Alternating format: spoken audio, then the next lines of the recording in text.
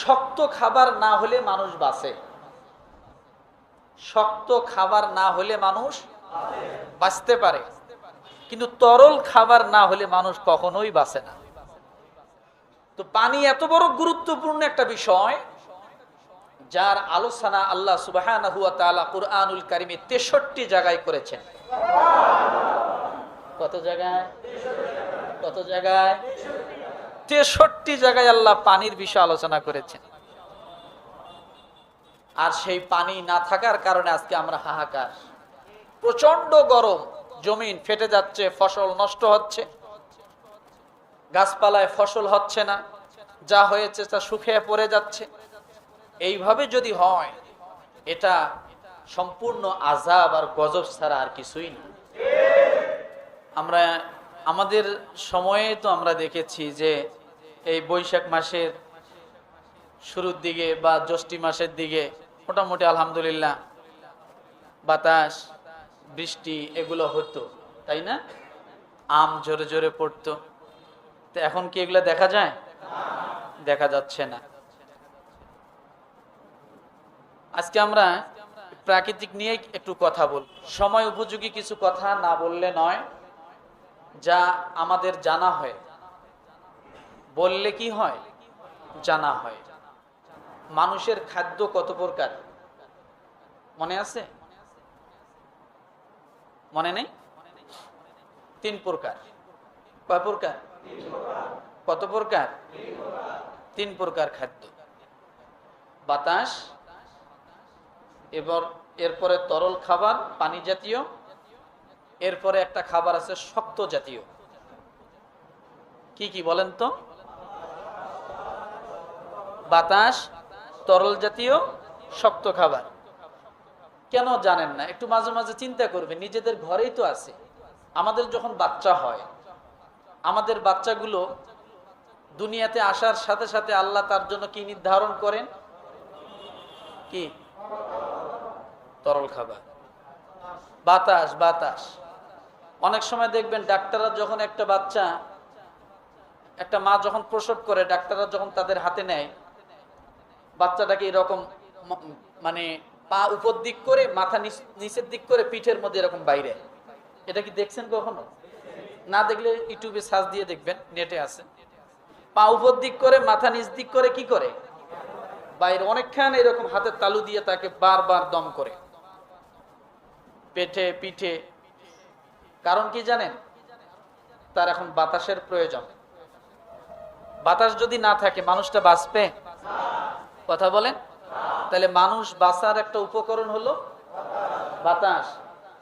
যদি বাতাস কোথাও জাম থাকে তো বাচ্চার এরকম করে পান উপর দিক নিয়ে মাথা নিচের দিক করে এরকম ভাবে বাড়ি দেয়, যাতে বাতাসটা ক্লিয়ার হয়, তার শ্বাস প্রশ্বাসটা কি হয়? ক্লিয়ার হয়। বারবার তারা চেষ্টা করে। যখন বাতাস পেল, এরপরে দেখবেন ওই বাচ্চাটার জন্য কি মায়ের পেট থেকে বাইরে হওয়ার পরে ডাল, আলু, ভর্তা, ভাত, গোস্ত, মাছ, খিচুড়ি, কি খাবার দেয়? কি খাবার? দুধ। সেটা হোক কিনে, সেটা হোক মায়ের থেকে, দুধ খাওয়াইতে হবে। তার মানে পানি জাতীয় তরল খাবার তাকে কি করতে হবে? খাওয়াইতে হবে। কতদিন খাওয়ায়? 2 থেকে 2.5 বছর, 30 মাস। এই 30 মাসে আমরা আমাদের মায়ের কতটুকু দুধ খেয়েছি আমাদের কিন্তু জানা নাই। স্বাস্থ্য বিজ্ঞানীরা বলেন প্রায় 12 থেকে 14 মণ দুধ আমরা খাই। বৎসরে কত মণ? বৎসরে 12 থেকে 14 মণ দুধ আমরা খাই। আপনি সকলে খেয়ে মানুষ হয়েছে আমাদের মায়ের স্তন থেকে। 6 মাস যাওয়ার পরে বাচ্চাকে এবার ডাক্তার কি খাবার দিল? একটু শক্ত খাবার। কথা ঠিক না? বলে যে আপনারা যা খাবেন তাই একটু একটু করে কি নরম করে করে ওকে খাওয়াবেন। তাহলে আমরা খাবার কয় রকমের পেলাম? 3 রকমের পেলাম। এখানে একটা জিনিস আমি আপনাকে বলি, শক্ত খাবার না হলে মানুষ বাঁচে। শক্ত খাবার না হলে মানুষ বাঁচতে পারে, কিন্তু তরল খাবার না হলে মানুষ কখনোই বাঁচে না। কি খাবার না হলে? তরল খাবার না হলে মানুষ বাঁচে না। একজন মুমূর্ষ রোগী বিছনায় শায়িত, আপনাদের অনেকের ঘরে থাকতে পারে, দেখবেন ভাত খাচ্ছে না, শুধু ফল জুস এটা সেটা ফলের রস এগুলো খেয়েই সে 1-2 বছর কাটাচ্ছে, আছে না? তো মানুষের প্রধান খাদ্য শক্ত খাবার নয়, মানুষের প্রধানতম খাদ্য হচ্ছে তরল খাবার। আমি কেন এই কথাটা বললাম? আল্লাহ সুবহানাহু ওয়া তাআলা নিজে বলেছেন যে আমি প্রাণীকুলকে সৃষ্টি করেছি পানি থেকে। কিসে থেকে? আমাদের সাথে সম্পর্ক কিসের?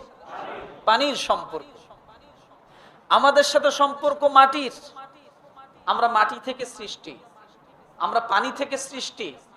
আমাদের সম্পর্ক বাতাসের সাথে, কেন? আমরা বাতাসের থেকেও সৃষ্টি। সুবহানাল্লাহ বলবেন না? আল্লাহ তাআলা বলেছেন এগুলা, যার কারণে পানি ছাড়া আমরা বাঁচতে পারি না, পানি ছাড়া আমরা বাঁচতে পারি না। পানির সাথে আমাদের সম্পর্ক, মাটি ছাড়া আমরা বাঁচতে পারি না, মাটির সাথে আমাদের সম্পর্ক। কারণ মাটির যদি জমিনে মাটি যদি না থাকতো, জমিন যদি না থাকতো, গাছপালা শস্য ফল মূল এগুলো কোথা থেকে হতো? কথা ঠিক না? আল্লাহ সুবহানাহু ওয়া তাআলা এগুলো দিয়েছেন আমাদেরকে, মাটি জমিন দিয়েছেন আমাদের জন্য। তো পানি এত বড় গুরুত্বপূর্ণ একটা বিষয়, যার আলোচনা আল্লাহ সুবহানাহু ওয়া তাআলা কুরআনুল কারীমে 63 জায়গায় করেছেন। কত জায়গায়? কত জায়গায়? 63 জায়গায় আল্লাহ পানির বিষয়ে আলোচনা করেছেন। তাহলে অবশ্যই আমাদের জানা দরকার পানি আমাদের কতটা গুরুত্বপূর্ণ বিষয়। কথা ঠিক না? কেন আল্লাহ 63 বার তার কোরআনে বর্ণনা করলেন? আর সেই পানি না থাকার কারণে আজকে আমরা হাহাকার। প্রচন্ড গরম, জমিন ফেটে যাচ্ছে, ফসল নষ্ট হচ্ছে, গাছপালায় ফসল হচ্ছে না, যা হয়েছে তা শুকিয়ে পড়ে যাচ্ছে। এইভাবে যদি হয়, এটা সম্পূর্ণ আযাব আর গজব ছাড়া আর কিছুই না। ইউসুফ আলাইহিস সালাতু ওয়াস সালামের সময় যখন আজিজে মিশর সে দেশের বাদশাহ, যখন দুর্ভিক্ষ হলো 7 বছর, কয় বছর? এই দুর্ভিক্ষর প্রধানতম হাতিয়ার ছিল হলো পানি ছিল না। 7 বছর দুর্ভিক্ষর প্রধান কারণ কি ছিল? বৃষ্টি ছিল না। সালেহ আলাইহিস সালাতু ওয়াস সালামের সময় আল্লাহ তাআলা গজব দিয়েছেন অনাবৃষ্টির কারণে। 3 বছর বৃষ্টি ছিল না। কত বছর? কত বছর? আর ইউসুফ আলাইহিস সালামের সময় 7 বছর। তাহলে বৃষ্টি না দেওয়ার পিছনে আল্লাহর নারাজি, আল্লাহর নাখোশ এবং আমাদের জন্য শাস্তির কারণ। কথা ঠিক কিনা? তাহলে এই বৃষ্টি আমাদের দরকার। রাসূলুল্লাহ সাল্লাল্লাহু আলাইহি সাল্লাম যে সময় ছিলেন সে সময়ও প্রায় 1 বছরের মতো বৃষ্টি ছিল না, ফুল 1 বছরের মতো কোনো বৃষ্টি ছিল না। তাহলে অনাবৃষ্টি এটা নতুন কিছু না, এটা যুগ যুগ ধরে আগেও ছিল। কেন ছিল বলেন তো? কেন ছিল? আমাদের পাপের শাস্তির কারণ, আমাদের জন্য গজব ছিল। কেন ছিল? অনাবৃষ্টির কারণ কি? আল্লাহর গজব আমাদের উপর। তাহলে এই গজব থেকে আমরা পরিত্রাণ চাই কি না? কথা বলেন। সকলে চাই না? হয়তো বুঝতেছেন না, শহরে আছেন বুঝতেছেন না, গ্রামে পানির যে কি প্রয়োজন, ক্ষেত খামারগুলো নষ্ট হয়ে যাচ্ছে। আপনি টাকা হলে 1800 টাকা, 2000 টাকা, 1500 টাকা হলে 1 বস্তা 25 কেজি চাউল কিনে খাচ্ছেন, টের পাচ্ছেন না। আর ওই 25 কেজি চাউল বাঁচানোর জন্য কৃষকরা অনেক কষ্ট করতেছে। ওই দিনাজপুর থেকে, ওই নবাবগঞ্জ থেকে, বিভিন্ন রাজশাহী থেকে, বিভিন্ন জায়গা থেকে যদি চাউল না আসতো টাকা থাকবে চাউল পাবেন না।